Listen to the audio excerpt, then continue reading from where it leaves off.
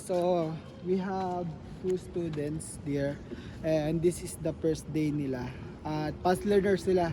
Ngayon papatao sa inyo kung paano ko sila tinuruan ng survival skills. Okay. So, ito sila. This is your first day, right guys? Yeah. This is the first day ng swimming class nila and sa first hour pa lang magaling na silang mag arm pulling at tiro ko sila ng survival skills. Okay, guys, your goal, you have to swim from here to there 25 meters nang hindi kayo nagtatouch sa floor, okay? Got it? Okay. You do the rollover every 3 seconds.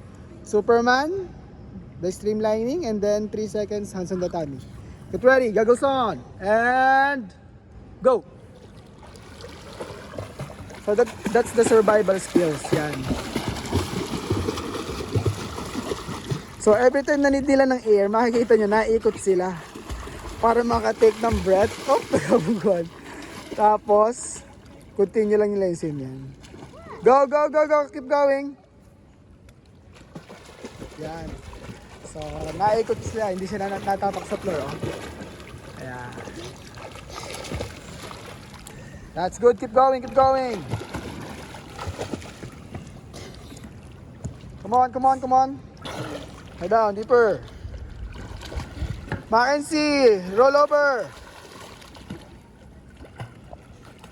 Take a breath. Head down. Good job.